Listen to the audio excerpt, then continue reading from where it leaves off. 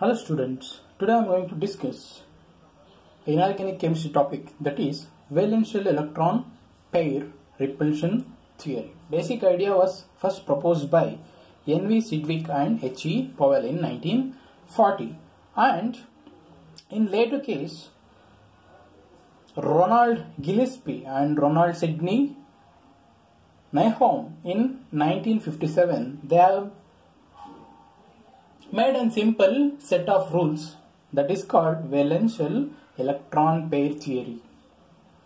And this valence shell electron pair theory has been used for prediction of molecular geometry of especially p block elements. And it is not very useful in the case of compounds of transition metals and inner transition metals. Why? Because this valence shell electron pair repulsion theory will be based on spherical model. Hence, p block elements shapes can be easily determined by this valence electron pair repulsion theory. In the case of transition metal and inner transition metals, the core is not always spherical. So that's why this is not applicable for transition metal and inner transition metal. Valence shell electron pair theory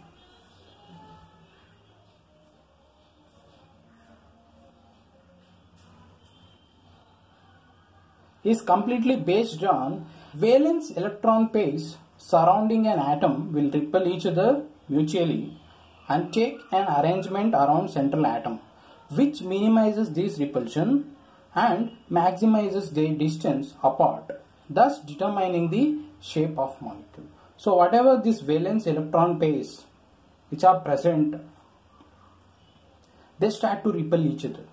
So in order to minimize that repulsion, what they are going to do is they start to move apart.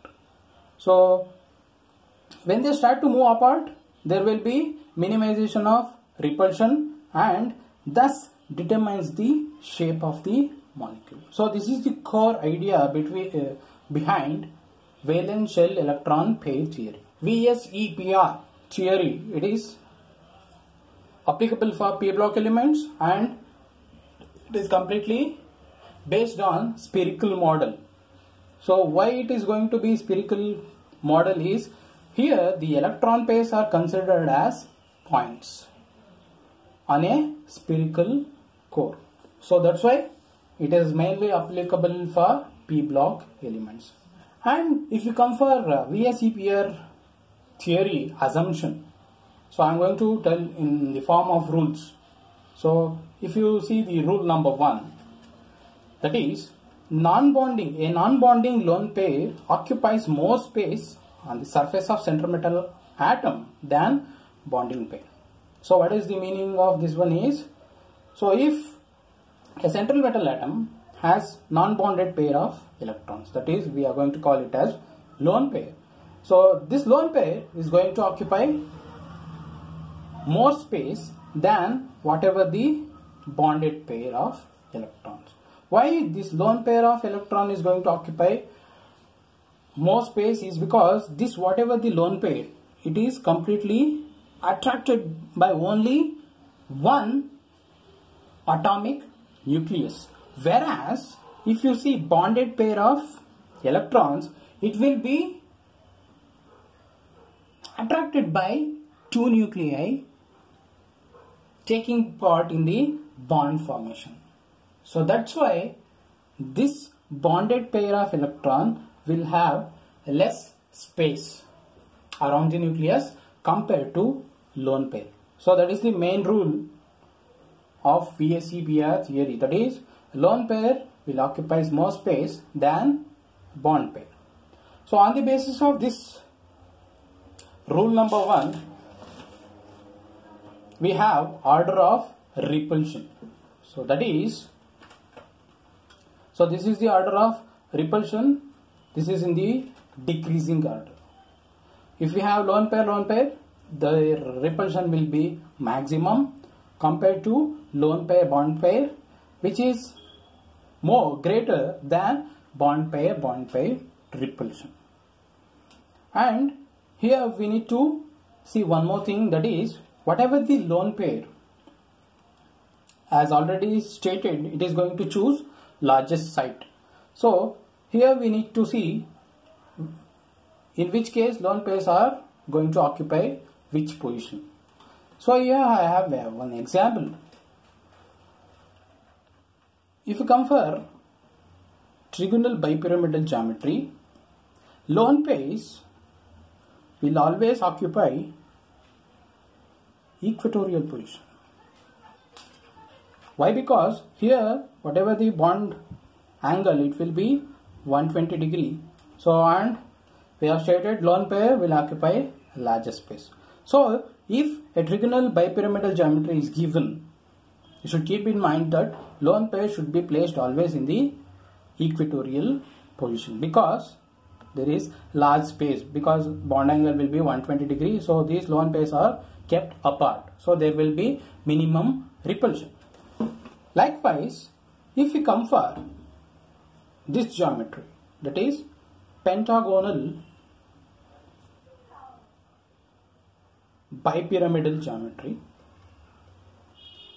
here in this case the lone pairs will be placed axial position. Why? Because here the bond angle will be around 90 degree, whereas here the bond angle in the equatorial position, it will be around 72 degree. So hence, if pentagonal bipyramidal geometry is given, then lone pair will choose the largest side, that is axial position. And if you come for this geometry, that is octahedral geometry, here if octahedral geometry, or if you see any geometry with equal sides, means if you come for octahedral geometry, all the bond angle will be same. So if we have equal sides, then the lone pair will be placed trans to each other. Here I have placed trans to each other, so thereby there will be minimum repulsion. So these are the important thing related to rule number 1, that is it is completely based on the non-bonded pair of electrons, that is lone pair. And if you come for the rule number 2, so rule number 2 of VSEPR theory, what it is going to say is multiple bonds are composed of 2 or 3 electron pair and take up more angular space than a bonding electron pair. So as we know, so if we take multiple bond, there will be more than 2 or 3 electron pair. So if we take double bond, there will be 2 electron pairs, and if we take triple bond, there will be 3 electron pairs. So these double bond and triple bond, they are going to take more angular space than a single bond, having only 1 electron pair. So based on this one, based on the rule number 2, the order of repulsion in the decreasing order is triple bond, double bond have greater repulsion than double bond. In turn, it is having greater repulsion than double bond, single bond. So if you consider an example, so I will give one example, that is PO, F3 and SN F3. So here if you see these two molecules, they have tetrahedral arrangement, right? And if you see the bond angle between these two, it will be around 99.6 degree. And if you come for this bond angle, here the bond angle will decrease to 94.0 degree. So we can see here this double bond, single bond, repulsion, here triple bond, single bond, repulsion. So compared to this this is going to take larger space. So that's why there will be decrease in the bond angle. Once if there is a presence of multiple bonds around central metal atom, and what will be the effect on the bond angle. And the rule 3 is, what it is going to say is, bonding pair of electronegative substituents occupy less space than those two more electropositive substituents. So therefore, angle between single bond decreases with increase in the electronegativity. So here the meaning of this rule is, so whenever bonded pair of electrons attached to the electronegative atom, they are going to occupy less space than that of more electropositive substituent. So here if you take the example of this one, here it is formaldehyde, okay, and if I replace this H by more electronegative atom, that is chloro, what happens is, there will be, here if you consider bond angle, it will be 116, and if I substitute with the more electronegative atom, then what the rule 3 says is, bonding pair which is attached to electronegative substituent occupies less space. Means here what happens is, bond angle will decrease. If you consider, if I replace this chloro by fluoro, then what happens? Then still the bond angle will decrease to 108 degree. So that is the rule 3. That is the important rules of VSEPR theory. And now we will see how this VSEPR theory can be applied for determining the molecular geometry. So that can be done by determining steric number. So if you see what is the steric number, it is the sum of number of bonded atoms to a central atom plus number of lone pairs. So that will give steric number. So from this steric number we can predict the molecular geometry of given molecule. So this formula is very, very important. Now we will see how this molecular geometry can be determined by steric number. For determining the steric number, first one has to identify central atom. Okay, then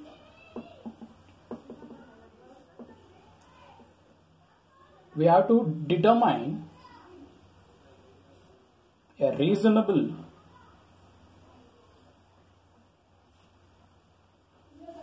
Lewis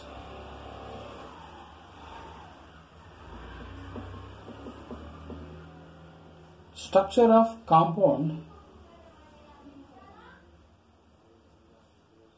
based on the electronic configuration.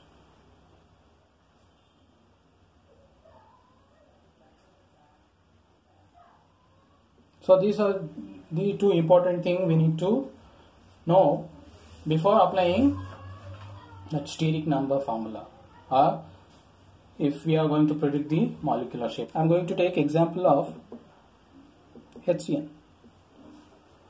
So for this molecule we need to determine what is the molecular geometry. So how we can determine is, first thing is we need to determine central atom. So here the central atom is carbon. So if I take carbon, so its electronic configuration, so I am going to write only outer electronic configuration, that is S2 P2, means overall it is going to have 4 valence electron. So I identify central atom and I have written the electronic configuration, that is it is going to have 4 valence electron. So now the possible reasonable Lewis structure I am going to write. So if I place these electrons,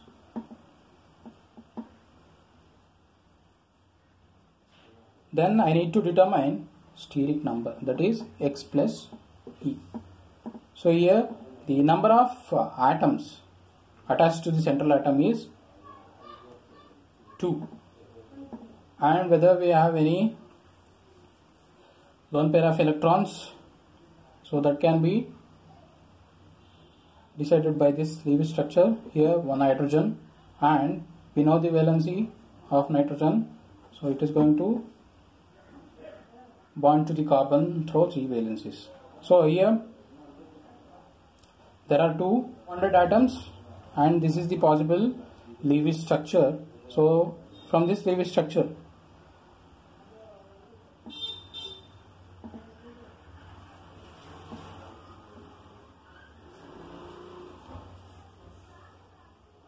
we can see that there is no lone pair of electron, and steric number comes out to be 2.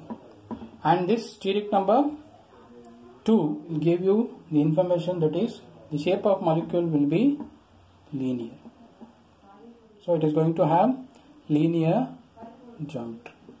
So we will see one more example, that is if I take BF3. So first thing is we need to identify central atom, that is it is boron, and its electronic outermost electronic configuration is S2P1, and if you come for fluorine, it is S2P5. Okay, so now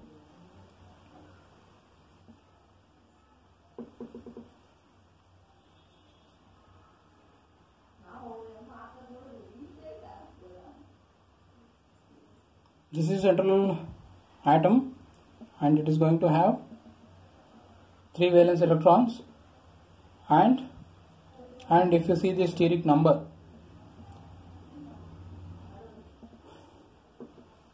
number of bonded atoms in BF3 is 3, that is F, F, F. So here, so these are the reasonable Lewis structure, and here there is no lone pair of electron, and steric number comes out to be 3. So this 3 corresponds to shape, that is triangular planar. So this is the spatial arrangement, that is triangular planar. So it is going to be like this.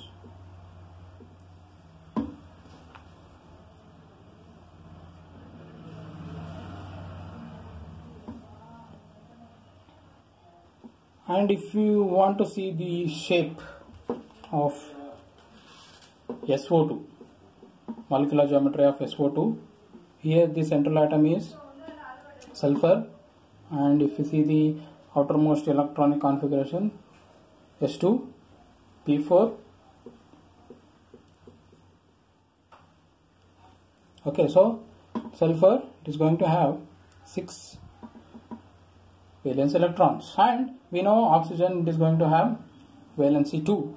So if I write reasonable Lewis structure, it will be like this. So from this one we can determine the steric number, that is number of bonded atom is 2.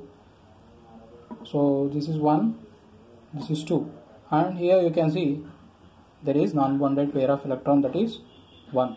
So steric number here it is 3. So if the steric number is 3 means it is going to have trigonal arrangement, but due to presence of this lone pair, the molecular shape will comes out to be bent, or it is V shape. So that is S lone pair will be present here, and oxygen is going to bond here. Next example is take example of SO2Cl2. So in this molecule, we need to determine the shape or molecular geometry. First thing is we need to identify. So sulfur is the central atom and its outermost electronic configuration is S2P4. So it is going to have 6 valence electron. And if you want to determine steric number of bonded atoms, 2 plus 2, 4, and we need to see whether there is any lone pair. Means 2 oxygen atoms, it is going to valence is 2, so 2 oxygen atoms, and here 1 chloro and 1 chloro. Okay, is there any lone pair of electrons? So since all are bonded pair of electrons, there is 0 lone pair of electron, and steric number comes out to be 4. If you get steric number 4, then the arrangement will be tetrahedral.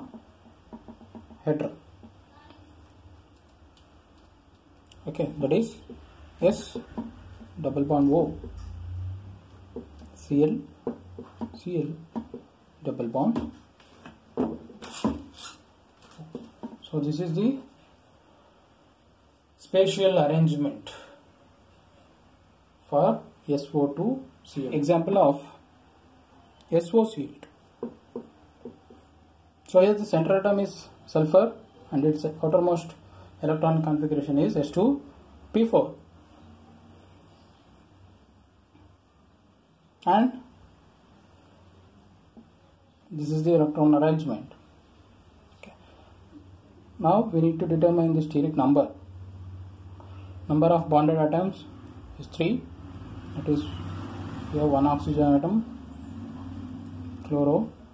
So this is non-bonded pair of electrons. That is, it is having 1 non-bonded pair of electrons. So overall steric number will be 4.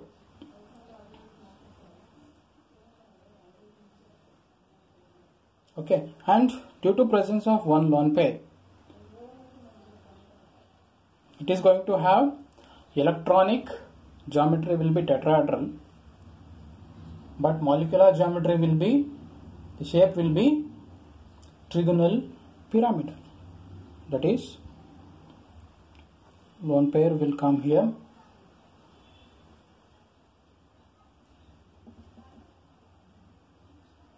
it is going to have triangular pyramidal. Take example of H2O. Here the central atom is oxygen and the electronic configuration S2P4. 2, 3, 4, 5, 6. So steric number of bonded atom is 2.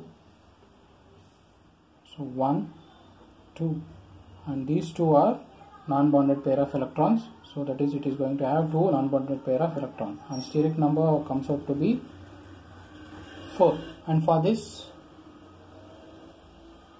it will be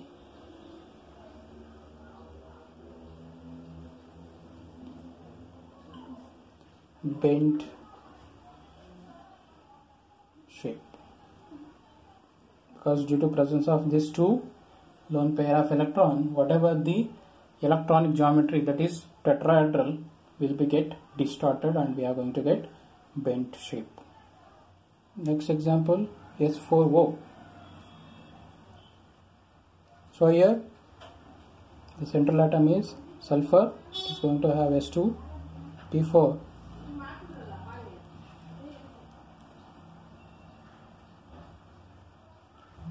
And steric number is going to, it is bonded to 5 atoms. It is oxygen is going to 1, 2, 3, 4. So 0 lone pair and steric number comes out to be 5. And if the steric number is 5, then it is going to have trigonal bipyramidal geometry or trigonal bipyramidal arrangement. And here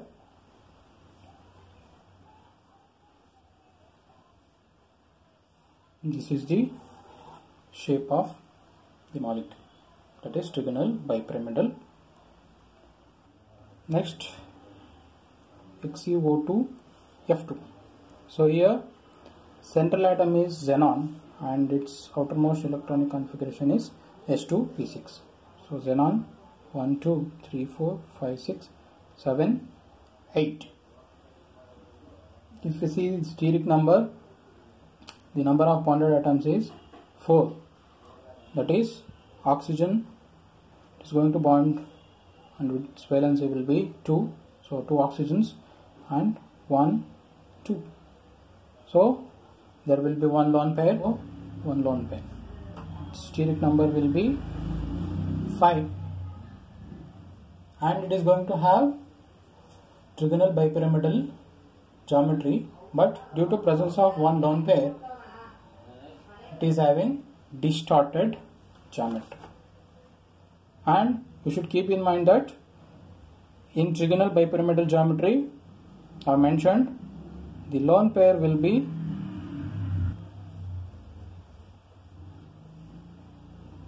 placed in equatorial position. So, and this structure will be called C. So, next example, BrF3. So here the central atom is Br and it is going to have S2P5. Okay, Br, total overall 7 electrons, 2, 4, 6, 7. And if you see the steric number, it is bonded to 3 fluorine atoms. So 1, 2, 3. And it is going to have 2 lone pair of electrons, that is 2.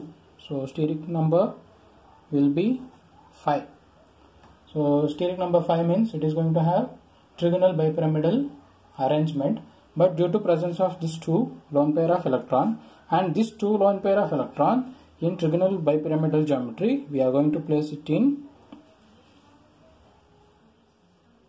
where we are going to place it is placed in equatorial position. And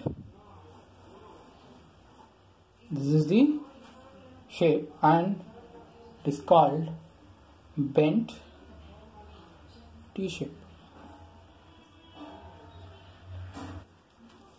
If we take next example, that is I3 minus. So here the central atom is iodine and it is going to have S2P5 valence electrons. Iodine 1, 2, 3, 4, 5, 6, 7. And steric number of bonded atoms is 2. Okay, so if I bond 1 iodine and 2, and you keep in mind that there is one negative charge, so there will be one extra electron. For one negative charge, you need to consider it as a 1 electron. So here we are going to have 3 lone pair of electrons. So overall steric number will be 5. So if the steric number is 5 means then it is going to have trigonal bipyramidal geometry, and as already we know that the lone pair of electron will be placed in equatorial position. So this is the shape of the molecule, that is it is linear. Next example is SF6. Here the central atom is sulfur and its outermost electronic configuration is Si. So 1, 2, 3, 4, 5, 6. Steric number of bonded atoms is 6. So 1, 2, 3, 4, 5, 6. So there is no lone pair of electrons, so steric number comes out to be 6, and if the steric number is 6 means it is going to have octahedral arrangement. So that is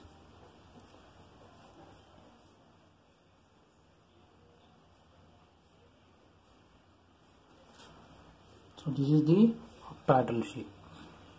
So take example of BrF5. Here the central atom is Br and its outermost electronic configuration is S2p5.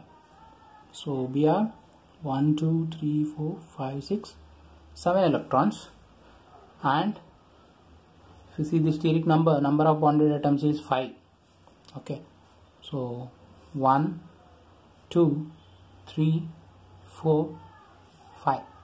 So this will remain non-bonded pair. So we are going to end up with one lone pair of electron, and steric number comes out to be 6, and this steric number 6 means it's going to have octahedral geometry. And in octahedral geometry we can place the non-bonded pair of electron anywhere. That is, it is going to have all sides are equal. So F. So this is the shape, and it is called square pyramidal. Now if we consider one more example, that is xenon F4. Here xenon is the central atom and its electronic configuration is S2p6. So total overall 8 electrons. So 8 electrons. If you see the steric number, it is going to have 4 bonded atoms. So I am going to place 1, 2, 3, 4. So 1, 2. There are 2 lone pair of electrons. So steric number comes out to be 6. If it is 6, it is going to have octahedral arrangement. And in this case, if all the sides are equal, then what we have to do is we need to place the lone pair trans to each other. So I am going to place trans to each other.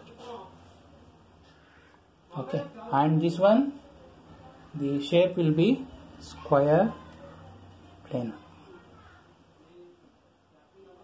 So it is a distorted octahedron. Consider one more example, that is IF7. Here I will be the central atom and its electronic configuration is S2p5. So overall 7 valence electrons, and if you see the steric number, it is bonded to 7 atoms. 1, 2, 3, 4, 5, 6, 7. So there are no lone pair of electron and steric number comes out to be 7. And if the steric number is equal to 7, then the arrangement possible is pentagonal bipyramidal.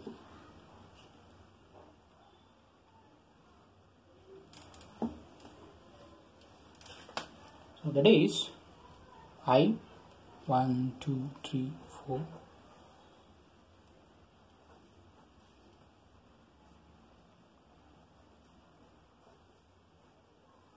So this is the pentagonal bipyramidal arrangement if the steric number is 7. And if you take the example of XeO F5-, here the central atom is xenon and its outermost electronic configuration is S2p6. That is overall 7, 8. So one oxygen is going to form double bond. 1, 2, 3, 4, 5, and there is negative charge. So it is going to have one extra electron. So this is considered to be lone pair. So steric number of atoms 6, number of lone pair 1. So steric number will be 7 and the possible arrangement is pentagonal bipyramidal. And in this case, already discussed, if the pentagonal bipyramidal geometry is having a lone pair, then that lone pair will be placed in axial position. That is, this lone pair will come here. Okay, so double bond O, F, fluoro, fluoro, fluoro. So this is the pentagonal bipyramidal arrangement, and it is called pentagonal pyramidal shape. If it is having one lone pair of electron, then it is going to have distorted pentagonal bipyramidal geometry, that is called pentagonal pyramidal. Example of xenon Fi minus. Okay, here also xenon is the central atom, it's having S2p6 outermost electronic configuration. So total overall 8 valence electron. And if you check this steric number, there are 5 bonded atoms, that is 1, 2, 3, 4, 5, and it is going to carry a single negative charge, means going to add 1 electron. So there will be 2 lone pair of electrons. So overall steric number will be 7. So it is going to have pentagonal bipyramidal arrangement, and we know that in pentagonal bipyramidal arrangement the lone pairs has to be placed in axial position. So xenon F, fluoro, fluoro, fluoro, here the 2 lone pairs will be placed in the axial position. And this shape will be called pentagonal planar. These are the applications of VSEPR theory, that is by applying steric number. So number, we will have a particular arrangement. So based on whether it is having lone pair or it is not having lone pair, we will decide whether it is going to have perfect geometries or distorted geometries. So these are the some important aspects regarding valence shell electron pair theory. Thank you.